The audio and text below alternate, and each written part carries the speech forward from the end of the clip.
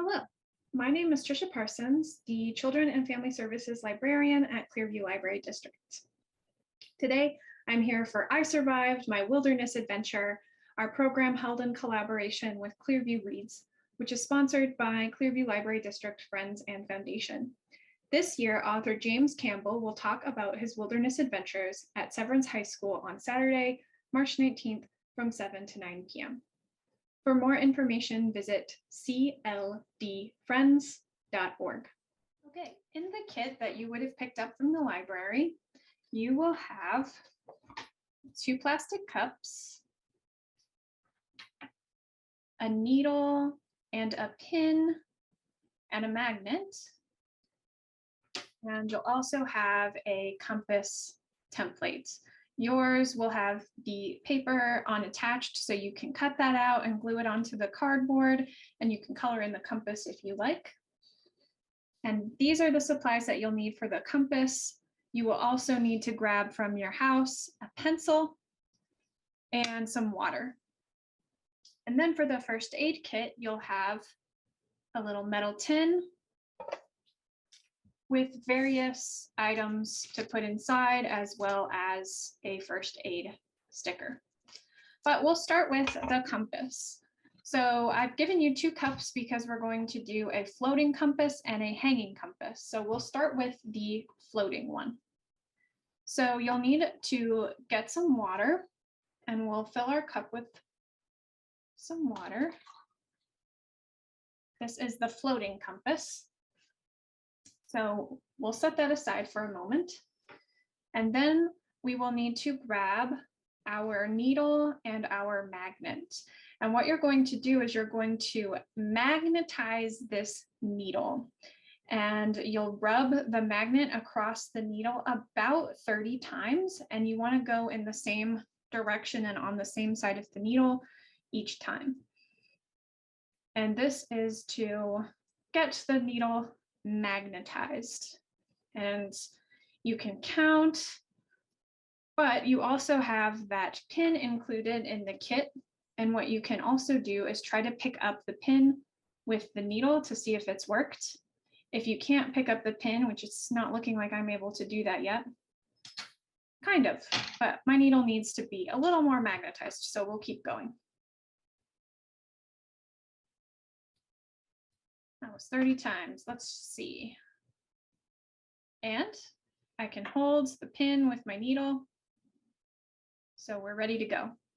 So then you're going to grab your compass template, and very carefully, you're going to put your needle on top of that template facing the north to south direction.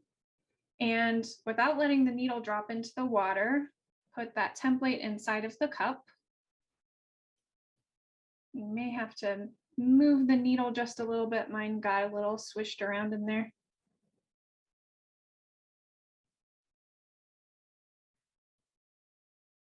The compass is really just so we know if it's pointing north. And then it's going to float around a little bit.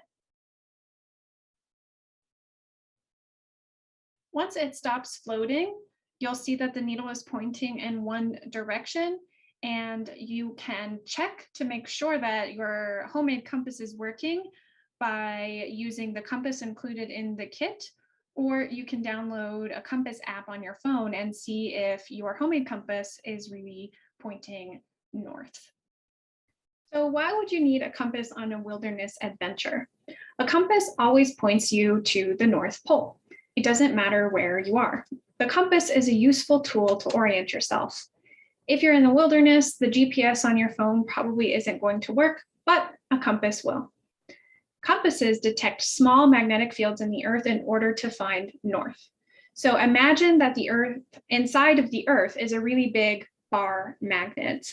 And the south end of the magnet is actually up here at the North Pole. The reason the south end is up at the north is because with magnets, opposites attract. So the imagined magnet inside of the earth is just an analogy, but the earth does have magnetic fields, and a compass is a detector of those fields.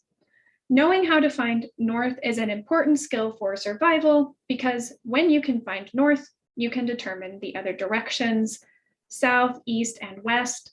And knowing your directions and paying attention to which direction you're going will help you if you get lost. You can also find north by finding the North Star, also called Polaris. This star is part of the constellation, the Little Dipper. Okay, for the other compass, you're going to make a hanging compass. So for this one, you'll need an empty cup, you'll need a piece of thread, a pencil, and you'll need to grab that needle and magnet and pin again.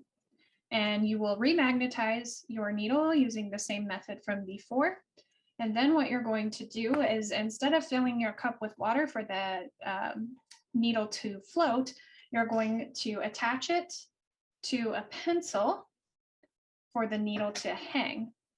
So you can tie a knot around about the middle of your pencil, and then you'll tie a knot around the needle. And you'll want to make sure that your string is short enough that it allows for the needle to hang. So my string is too long, so I'll cut it a little bit. This requires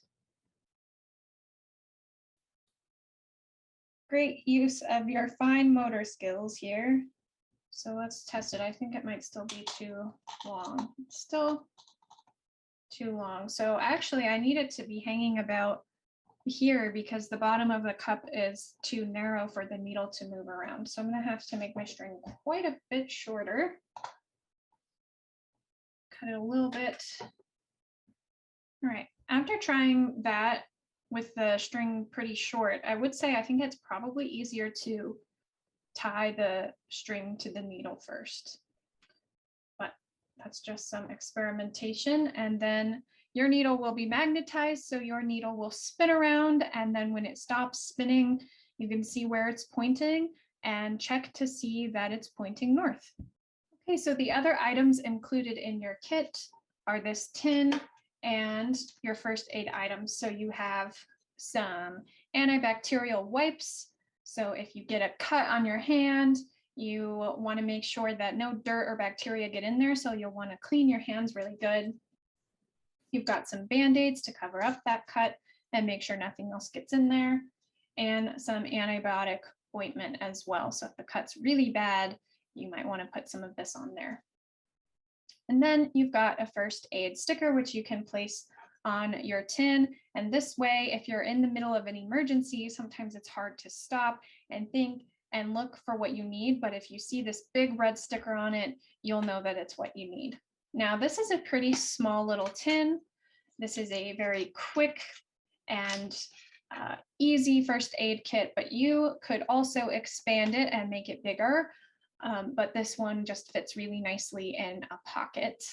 But if you want to add more items, there are some ideas on the checklist included in your kit. Thank you for joining me. We hope that you will join us for Clearview Reads to learn how James Campbell survived his adventures in the wilderness.